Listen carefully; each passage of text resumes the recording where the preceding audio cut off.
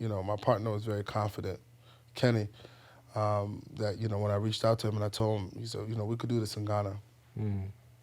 And I always loved this location that we had in Ghana. It was like the Accra Polo Club. And whenever you land in Accra in the airport, you could just see the Oh, fields. wow. And I thought it just kind of felt like a piece of Accra that was not in Accra. Mm. And I always wanted to do something there. And I told him this way I wanted to have it. He had it booked in maybe a day. I think I spoke to Really? him in the morning. By mid-afternoon, the venue was booked. And we had, like, I think about 7.5 months to plan what would be to come the first Afrochella.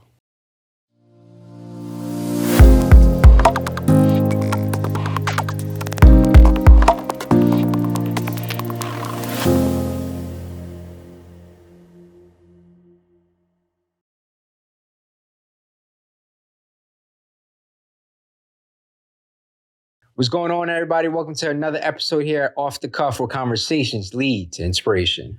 I'm your host, Christian Palmer, and today I'm joined by founder and CEO of Afrochella Festival. It's a festival designed to elevate, celebrate, and highlight the essence of African talent across the continent. It is the most anticipated and culturally aligned festival, bringing the diaspora together through music, art, fashion, food, and so much more. They've been featured on numerous publications such as CNN, BBC, Vogue, GQ, Essence, you name it, they're all over. It's an experience you don't want to miss. So without further ado, here's Off the Cuff with Abdul Karim Abdullah. Abdul, welcome to the show, man. How are you? Thank you so much for having me. I'm excited. I'm good. Absolutely, man. I know we're literally in the midst of execution, right? So by the time this episode comes out, the video will probably, like, Afrochella will probably already be done in its conclusion. But I want to take a quick pulse check, man. Like, how are you doing? How are you feeling? It's high energy, driving the teams, to kind of be able to get everything out, working with partners to kind of finalize what their activations look like, planning out what the field looks like, planning out security, planning out logistics. It's just a lot to think about in Yeah. the last couple of 30 days and just kind of executing on everything we've been building out throughout the year. That's beautiful, man. And before we even dive in deeper into the essence of what you do and all the amazing things that you're doing on the ground, I want to take a step back and just start from the foundational point. I want to speak a little bit more about you, kind of those upbringings, because I feel like even learning a little bit more about your story, you had a very unique experience. Yeah. That kind of shaped who you are today. So let's tap into that. Let's give the viewers a little bit more about how your upbringing has molded you into the person you are today. Yeah, I mean, mine was unique, right? Just like most first generation Mm. immigrant families, I was born here in the U.S. to parents who are immigrants, and they want to kind of give me a piece of their culture, but I'm also growing up in a community that has a completely different culture. So it's just kind of like you're living in this duality between the cultures that you're a part of. And, for a long time, I identified as just being a black person. I didn't know the difference between, I didn't really understand the difference until I lived in Africa. Sorry, is that my phone? Yeah, I think that might be you. Oh, my bad. Yo, let me put this on mute. My apologies. You know, um, it took me a long time to really recognize that I'm living between two cultures. I didn't Mm. understand what my parents was talking about most of the time, that I'm American. And also when I was outside, all the kids thought I was an African kid. So it's just kind of like you living in the middle. You're trying to belong to both at the same time. I was born here. My pop sent us back to Africa to go to school to get some of the culture. We was in Ghana for about 7.5 years. We would come back for summer breaks. So, I just grew up around a lot of culture. And if you live in the Bronx, it's like Little Accra for real, because all your aunties and uncles see you in the streets. You can't really get away from all Africans in the Yeah. Bronx. So it was kind of like a very interesting upbringing, and in hindsight, as an adult now, I appreciate so much. Mm. Like there were so many things that were so good that I may have taken for granted that I now appreciate as an adult. That's beautiful. And I know you said, your pops kind of took you back to the motherland so early on, which I think at the time was supposed to be a very short stay, but it turned into like a 7 year long stay. Like, even take us back to that moment. Like, what were you embracing about the culture so early on? I hated it. I'm not Oh, gonna lie. really? Yeah, they used to call us deportees. Really? Yeah, they was joking on us. My Wow. aunts used to see us, and it was like, "Oh, the deportees," like like basically, making fun of us because, you know, it used to feel like a punishment when people sent you back to Africa. Like, we didn't want to go back. So your parents would tell you, "Oh, you don't behave, so I'm gonna send you back to Ghana." So a lot of us had this connotation of our head that that place was a place for punishment as opposed to a place to kind of live.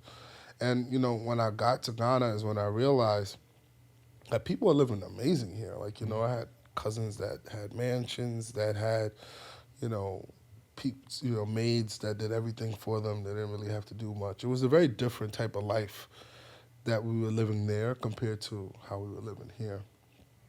And, as a kid, you just got to be able to understand the difference. And, but for me, all I could think of was my parents were not around. I couldn't go to the corner store. I couldn't have cereal in the morning. Like, things such as a gallon of milk is something that we didn't, at the time milk was probably $2.50. It's like $7 now, right? It's up. But to us, that was a very big deal. In Ghana, if you had certain type of milk in your house, that was a big deal because you had to go to a special supermarket to get, like, you know what I mean? So it just kind of gave us appreciation for everything that we had here that we didn't have there. And, it was just a different type of upbringing. And in hindsight, I love that I went through that because it kind of made me the man I am today. But during the time, I really hated it. I was like, I couldn't wait for my pops to get us out of Ghana. Wow. Have you ever had a chance to like really thank them for those experiences? Yeah. One time I was just kind of overwhelmed with just gratitude for my pops and my parents in general, for both of them, because I never knew, I never struggled. For people who are like immigrants, they really built a pretty nice life for us. And we didn't grow up with so much, but we never felt we didn't have. And I think that that's very, very important. So yeah, I definitely thanked him a lot because he taught me a whole lot about how to be a man. Look at that, man. Full circle moments, how everything's just so connected. And I think that speaks to everything that you're currently doing now on the ground, right? Do you feel like what you were learning, especially, going back to Ghana and some of these upbringings that you were speaking about and just being so tied into the community birth Afrochella and the idea and the concept of it? Yeah, I mean, Afrochella started out, the idea that came to become Afrochella started out, it was supposed to be a food festival, really. My dad has a restaurant here in New York called the Crow Restaurant. I actually been there. Yeah. I'm glad. I hope you liked it, too. Yeah, no, it's fire, bro. Yeah, so that restaurant's been around for 36 years. And it's been a very big pillar of the community. And when he started out, he used to work as an attendant in a gas station.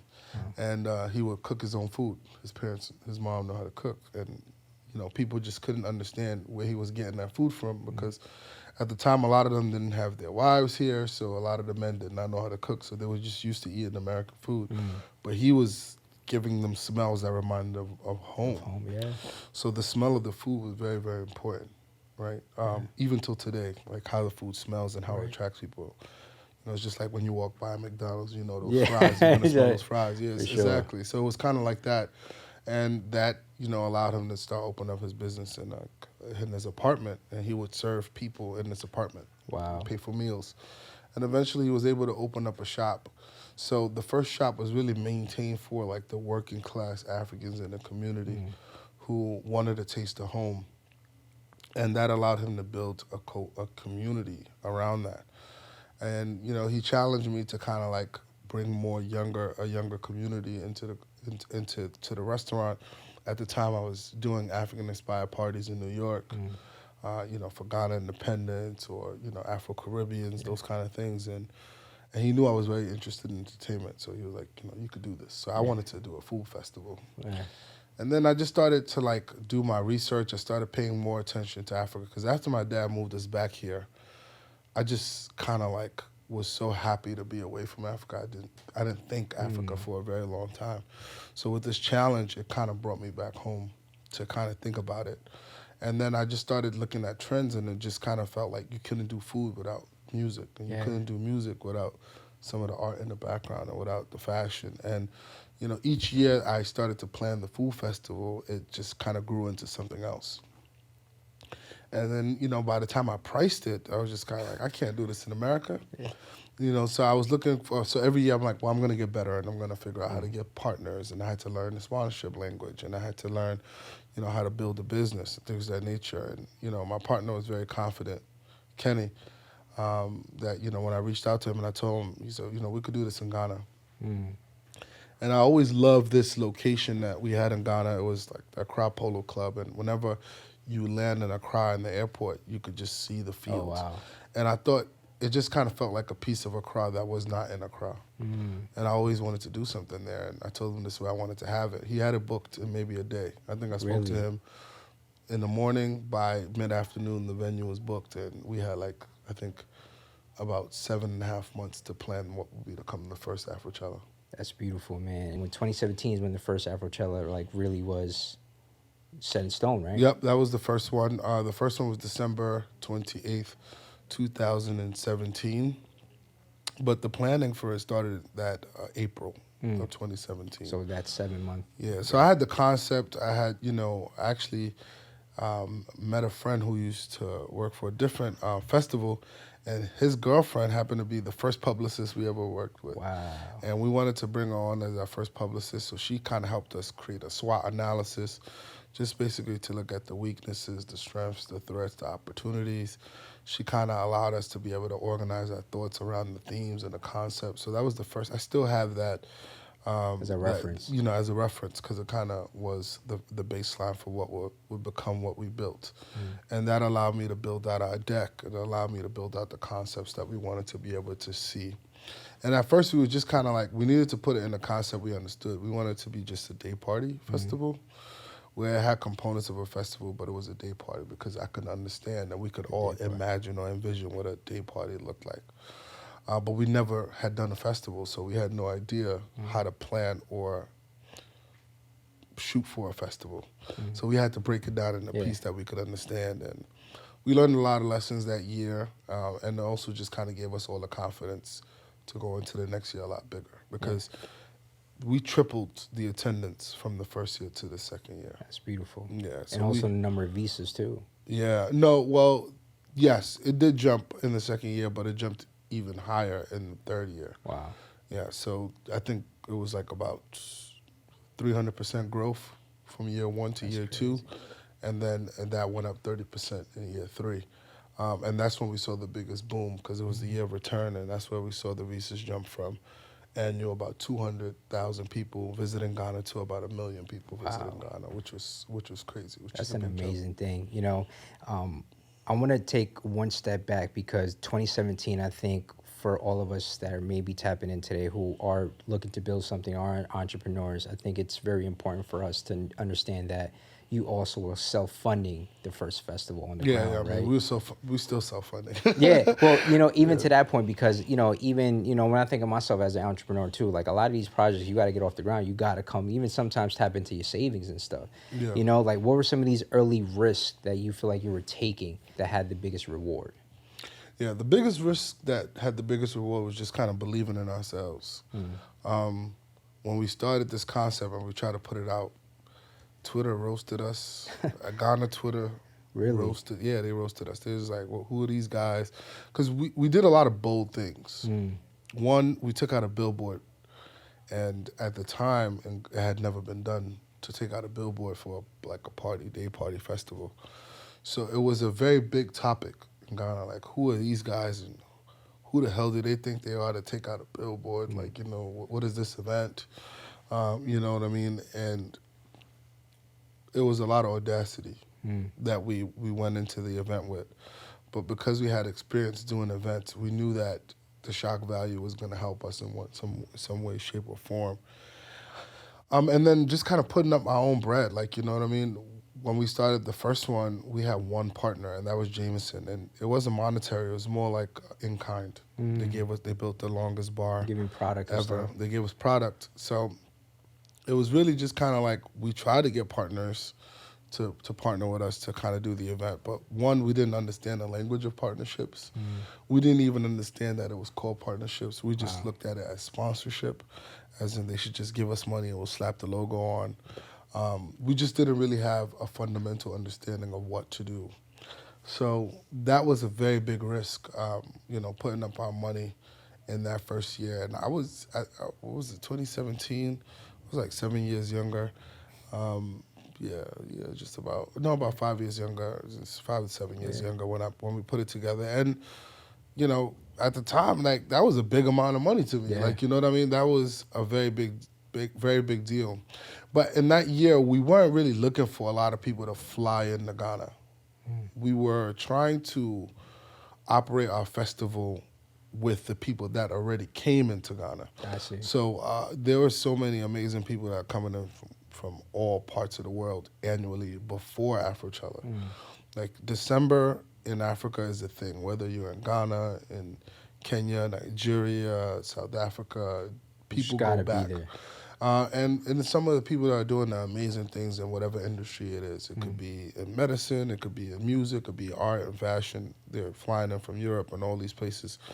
And they do fly things, and December is a time where they could, you could let your hair down, spend all those money that you have and you brought from abroad. When you exchange, your money just looks longer. You can pop more Right. bottles. You can go out eating in the finest places. You Right. can rock your drip. You can do whatever you want, and it's like a great time. And I just felt like there was too much power in the country for us not to connect and build out an impact. And, that's what we was able to do. And yeah, projected. I mean, yeah, I think at the time, right, it was 2,500 people that you were projecting. And I think you over exceeded that. Yeah. In that moment, what do you feel like? I think you're at like over 4,600 or something like Yeah, that. yeah, we was over 4,600 the first one. What do you We think just wanted that kind of like 2,500 told you about like the success of the brand? Like, what do you think contribute to it? We had so many ideas that we weren't able to execute in that first year.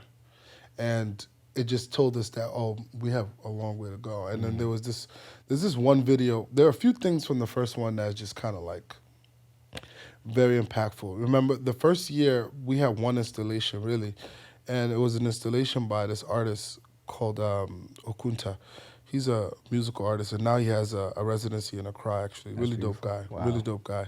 He actually did a collab with Kith recently. Oh, that's He's dope. working on a collab with Kith, which is amazing.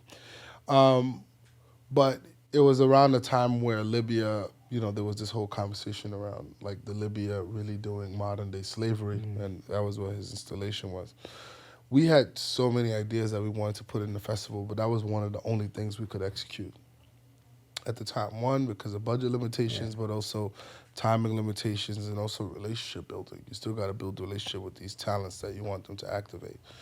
And, we didn't have much of that, and we were still able to get all of these people to fly in. And there was this one video of this girl that flew in from Europe for one day just to come to the festival. Wow. So when I looked at all of that and just kind of seeing the reception of people, and we didn't have any major billing artists. The highest artist that we had, at the time, the hottest artist we had at the time was a lady named Ebony. God rest her soul, she passed. But, and some of the guys that are popular now in Afrobeats, like King Promise, Kwesi Arthur, Medical, these are some of the people that were on our lineup. But at the time, nobody knew them. And nobody knew who the hell we was. And we was just kind of trying to break into the market and make some noise. So for us to like be able to almost double our expected audience, and we actually stopped selling tickets. Oh, wow. I stopped selling tickets, and it became like a mini argument. It was probably our first argument, a real argument as a team, because I'm like, look, I don't want to oversell. Like, let's stop selling tickets, because we probably could have did more if we didn't stop selling tickets. I had to stop them from selling tickets because I wasn't sure. I didn't want the place to be overwhelming for people on the first one. But we did really well. And we knew that if we could go bigger, we'll be able to do more, and probably we could, use this leverage to be able to get more partners. At least that's what we thought. Right. And the next year, we didn't get that many more partners. We didn't get that many more partners the next year either. Wow, man. But, and there's so much there to really unpack. And I think one of the things that you really talked about was team. And I think just as we continue to grow and evolve, like, it's very important. And I'm sure you kind of are very intentional of who you have around and who you have part of the team. Like, how do you go about like developing a team, and what are some of the areas or characteristics that you look for when looking to build one? There's a lot of ambiguity around the stuff that we do. We need people that are just strong on their own, like independent, have a very strong understanding of what we're doing. They're also passionate. Yeah. Like, most people that tend to work for us like the amazing Ashley Yeah. that's back Shout there. out to her. Ashley was not taking no for an answer. She was like, "I'm gonna do this," and she just kind of That's like fire. showed us by working for us, and then it was just kind of like, "Oh, now we need her," like you know, and she's now an invaluable asset. We're not gonna let go. That's Anytime soon. beautiful. Right? I mean, she But you made this know, happen though. So yeah, yeah. exactly. You know, so most of the team kind of happened to us that way because we didn't have any real knowledge about who we needed to hire. Like I didn't come in knowing, well, I need a publicist, I need a crisis manager, I need a head of content, I need a social media person. I didn't know all of these roles that are associated with building a festival. I had no idea because I had never done it before. So a lot of it was on the go learning. So, you know, obviously press reaches out, we're like, oh, well, we need somebody that's going to be able to guide us on how to actually talk to press. So we need a publicist. Or, you know, you talk to a partner, well, I need the specifications of the space. Oh, I need this kind of production manager. Or, you know, we want these kind of lightings. Oh, so we need this kind of light board. We need these kind of DJs. So like, it just kind of like, as we built the festival and we got deeper into the productions and the partners got bigger and the amount of attendees got bigger, it just kind of educated us on what we needed. And then as we got more comfortable in our footing of understanding what we were actually developing, it also just kind of said, well, these are now things that we would love to do. So if we would love to do that, who is the profession that could fill that role? And that's how we started to build our team. But most of the people that are on our team, we know them either through referral. You know, I think I trust my team. Yeah. You know, so if they recommend somebody, I more than likely would work with them. That's dope. Hold them accountable for making sure that person actually does the job. Yeah.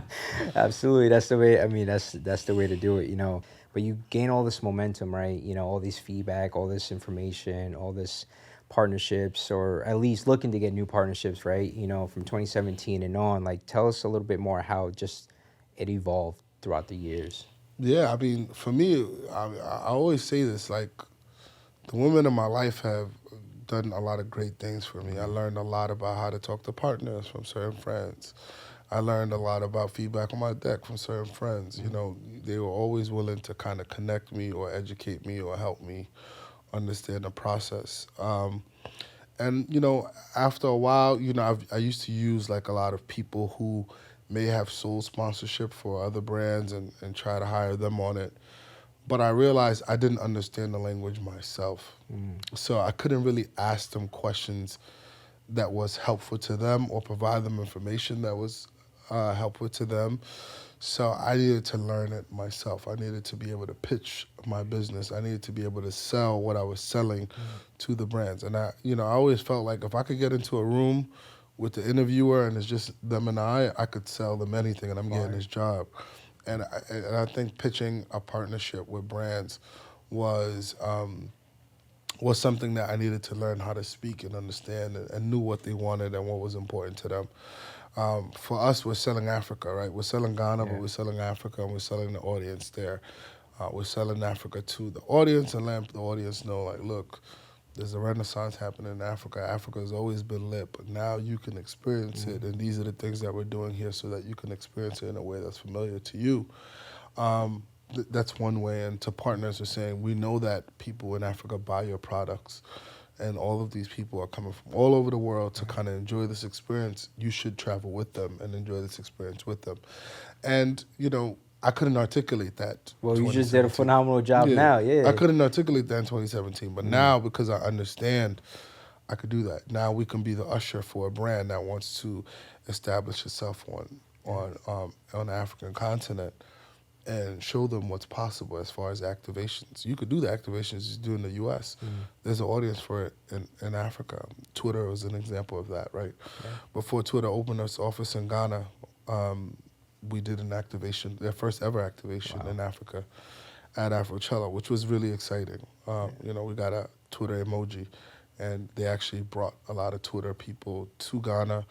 We did in real life tweets, so artists were holding on to tweets they may have tweeted or responding to tweets that other people had tweeted to them. So it was like a really dope engagement for the brand in Ghana, and also just getting people who are not from Africa, who are not from Ghana, to come with their company, and for people on the ground to be able to see in real life, that's a person that works at an app that I use.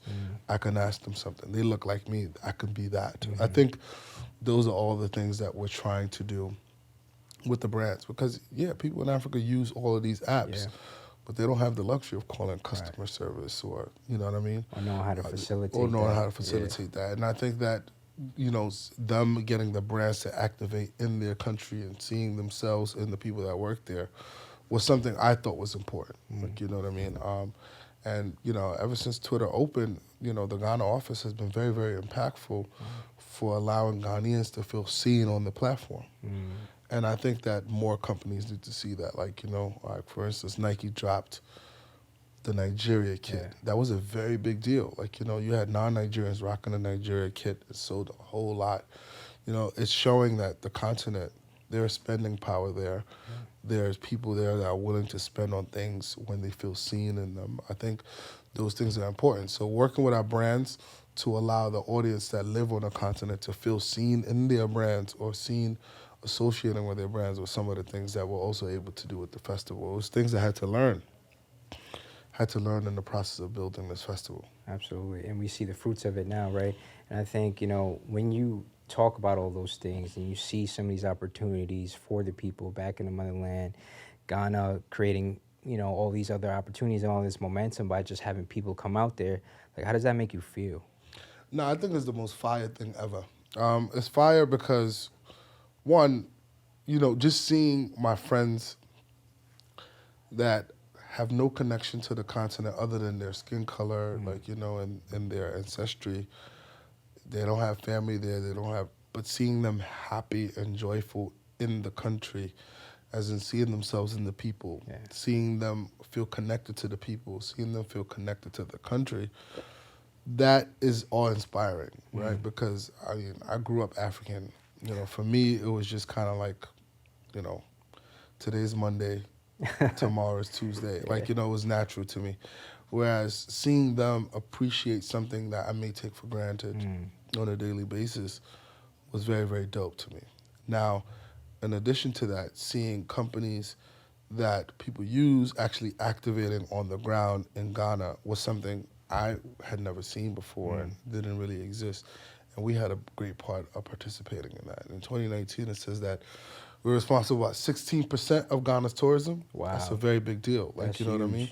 To say Afrochella, the festival, is responsible for 16% of the audience coming into. Do you take that in? Like, sometimes do you really I know sometimes it's like, because you always got to be on the move, but oftentimes do you really set back and just take all that in? Yeah, sometimes I'm like, I can't believe it. Like, you know what I mean? I think that when you start this thing, you dream of things you can do. But when you're doing it, you don't necessarily understand or feel, at least I don't, how crazy it is. Yeah. But every now and again, it slaps you in the face and you're like, yo, that's crazy. Right. That's crazy. And, when I read the deck back to myself, or I'm pitching it to somebody and I'm in the zone and I'm reading it, I'm like, wow, we really did some things. Really did some things. And we really have. So, yeah, it's definitely exciting to see how much we've changed the landscape in Ghana specifically, and what, activations look like, and how people look forward to going to Ghana, annually. And it's also changed how people abroad feel about Ghana and Africa in general, or visiting Africa. We've now made Africa we've opened it. There were so many companies that were doing tours to Africa before us, but now, like, it's a destination to go to Ghana. It's a destination to try and go to Africa. And I love that for, tourism on a continent. I love that for people here to be able to kind of dispel any type of, preconceived notion that may have been sold to us in the past, whether it's through TV or through, education, society in general. society in general. We get to, break those barriers. I love that, man, and thank you so much for sharing that. And I in the last couple of questions here, I definitely want to guide a little bit more about kind of where you're headed, kind of looking future, of Afrochella. I know it's happening. You said 30-something days now and stuff, but what are some of these big milestone or manifestations that you still have for the brand and you still want to come to fruition? Yeah, I mean, for us, we really want to be able to be that storytelling company in Africa in different parts of what we feel is our communication factor. So, storytelling in food, storytelling in art, storytelling in fashion, and storytelling in music. I think we're doing a pretty good job in music, with For regards sure. to the storytelling we've been able to do. And last year we started activations around fashion, which was really cool. We did a collaboration with Instagram for our fashion night out, highlighting and celebrating fashionable designs in Africa and around the continent. This year, we're doing we're doing it on sustainable fashion Beautiful. and building an ecosystem around it, celebrating some of the Gen Z fashion designers and things of that nature, which is really dope in Afrofuturism. So I'm really excited about that. But we're introducing this year, you know, talks around food and conversations around food and ingredients and how African food is amazing. Yeah. Like, you know what I mean? And I think that we don't, outside of jollof rice, which everybody knows, Right. a lot of people don't really know about, African food culture and why we eat certain things and how it impacts our music, how it impacts culture and all those things. We want to tell more of those stories. And then obviously the art, Yeah. you have Ghanaian artists selling paintings for $1.6 million, Mm. and our people back home don't even appreciate it in the way that they do, Mm. But art is all around us, like in Ghana, there's graffiti everywhere, Yeah. there's paint everywhere, but we need I you know my our goal as a company is to really just kind of let people know like this is serious. Yeah. Like, the running joke is, if you're African, you can only become a doctor, lawyer, engineer, Yeah. and we want to be able to dispel that and allow creativity to be, a space that parents feel confident in their kids going into. We want the government to invest more in that. Right. And we could just not do that only from Ghana's perspective. This year we was able to go to Cote d'Ivoire. Mm. We just did South Africa, and that was an amazing experience, bringing talent from Ghana and having them, activate in South Africa. Wow. I know that may seem very usual for us Mm. here in the U.S., going to Toronto or going to Yeah. Mexico, but intra-Africa travel is not something that's very usual in Africa. Sometimes you have to go to certain countries, you might have to leave the continent Mm. in order To to go go to back in. Yeah. another African country.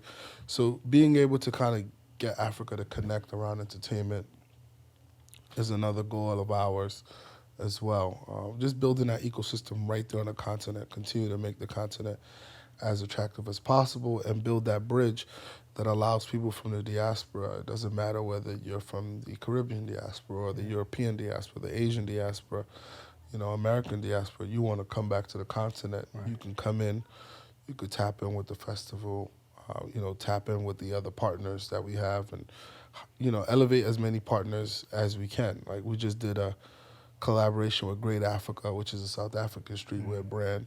I would love to see another brand out here. Yeah. Say, oh, Afrochella did something with them. I would love to connect with them. Let's Right. see what's going on. Or we did something in Cote d'Ivoire with Blas Sunday, which is a dope collective, a DJ collective that does francophone parties. Like I Wow. would love for parties to book them. I Yeah. want to book a francophone artist from South Africa, from Cote d'Ivoire to come to New York and do something, or come to London and do something. That's our goal, to be able to kind of build that directly right there on the continent. That's beautiful, man.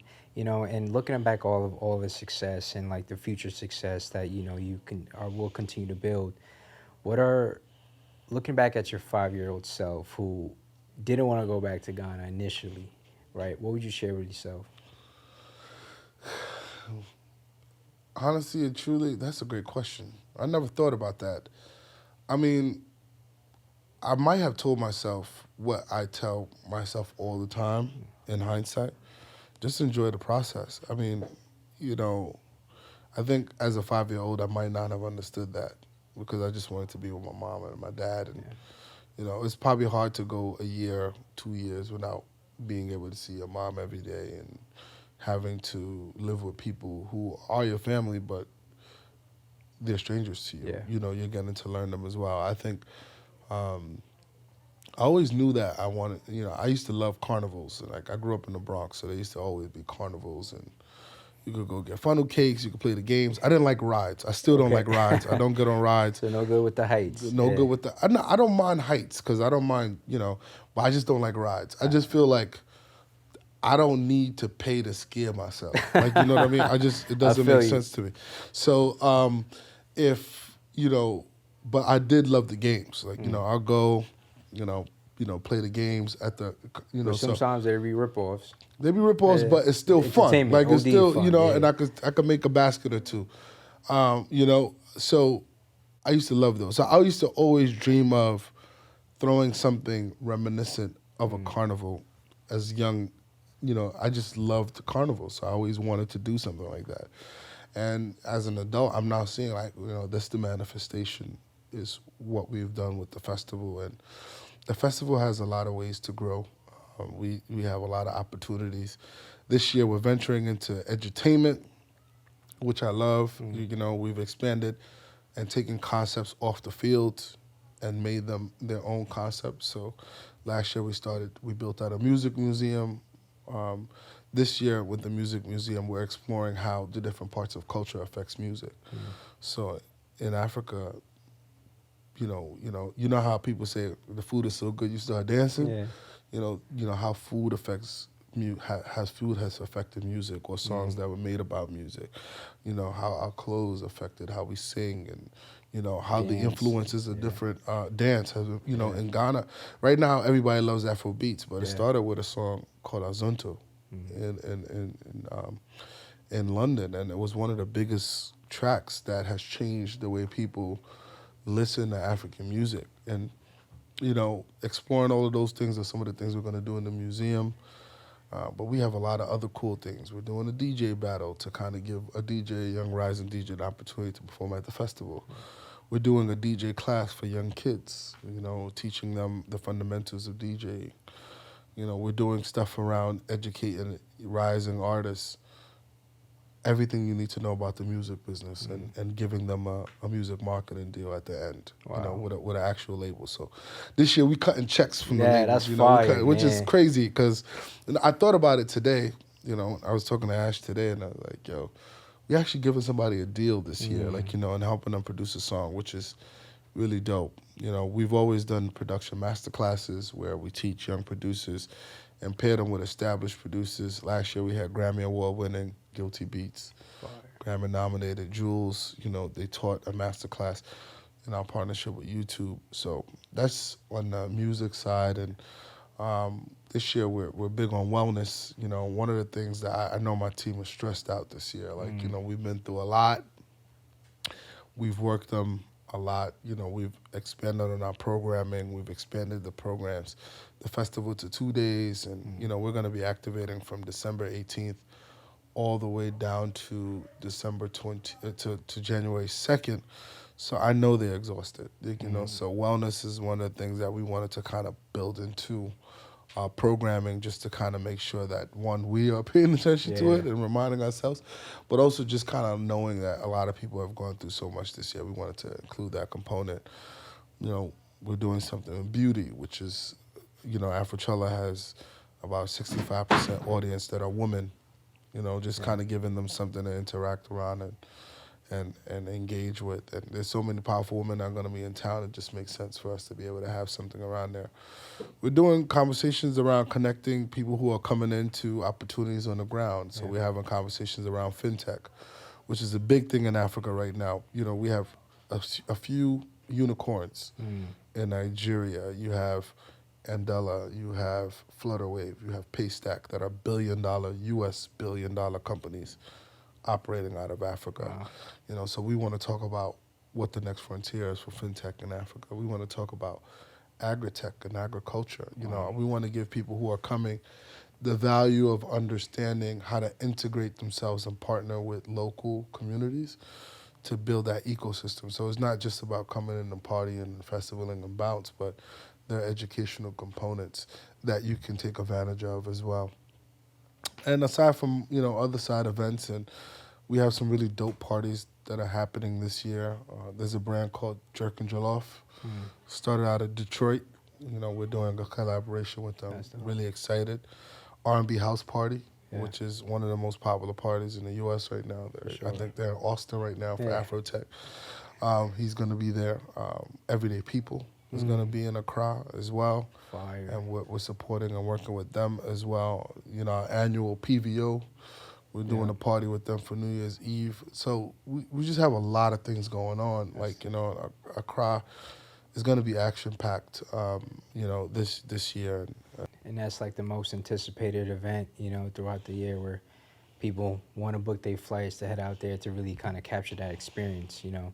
So with that being said, I definitely want to just, you know, take this time, you know, we do this thing on the show where we give people their flowers. So I want to take this time, you know, to give you your flowers for all that you're currently doing on the ground, the behind the scenes that we honestly don't even see on the day-to-day, right? But keeping the mission of the brand, the love of the people, the culture, the food, the fashion, the art, all of that at the forefront. So thank you. Just want to say that, man. Appreciate you, man. Appreciate you. Thank you. Absolutely. Thank you. And on the flip side, we always turn it to the guests, like, who would you give your flowers to? Man, I have a lot of people to give flowers to. You know, one, I'll give my first flowers to my team. Like, shout out to them. Like, they, you know, I keep stressing this. I know how much work I give them. Like, you know, I work a lot. So sometimes when you work a lot, you don't really understand how much pressure you put on other people. And I definitely recognize how much pressure I put on my team. Like, you know, I definitely demand a lot from them, and I'm very thankful for them. So I give them a lot of flowers. You know, the women on the team are excellent. They're killing it. And then I'll give my flowers to, you know, my friends at all of these tech companies. You know, the tech companies are going through a lot right now. A lot of our good friends of mine that have done amazing work, have championed us and pushed us to be the best versions of ourselves, and also supported and advocated for us, partner with us. They've lost their jobs and lost their livelihoods, and their lives have changed forever. And I want to give them their flowers, because the work that they did is going to last beyond their time at the companies that they work for. But, you know, we really appreciate it, and I'm always going to appreciate it. If you ever work for a brand and you supported what we're trying to build in Ghana, in Africa in general, that means you have vision, and that means you're very thoughtful about the things that you do. And I'm always going to very, very, very, very much appreciate that. So I'll give them their flowers as well, and wish them the best. Fire, bro. Thank you so much for sharing that. Absolutely. You know, and shout outs to your team and, you know, the rest of the people you also mentioned. And we also have a last segment here on the show that we call this a hidden gem. So there's a variety of questions in here, right? So what I'm going to do is just shake it up. You pull one question out, and let's hear what comes off the cuff. Say less. Bet. After the sip. Okay.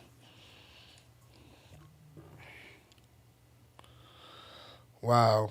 What's one thing you wish people knew about you more? I wish people knew I was shy. Really? Yeah. I really wish people knew I was shy. I think a lot of people don't know I'm shy. When I enter a room, I don't really talk to people like that. And it's not on purpose. Like, Really? you know, I would definitely say hi to people, but say hi, and I'll sit in the corner, and I just probably won't say much unless I know other people there and we're communicating well. Yeah, I do wish people knew I was shy. Very shy, actually. Where do you think that stems from?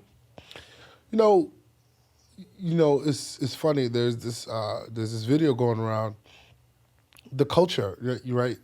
You know, African culture really raises you not to look people in the eye, to respect your elders, don't talk back to your elders, take feedback that you've been given, and just kind of like not challenge. It's very contradictory to American culture, where we're opposed to ask the question, you know, why? Why? In African culture, that could be seen as rude.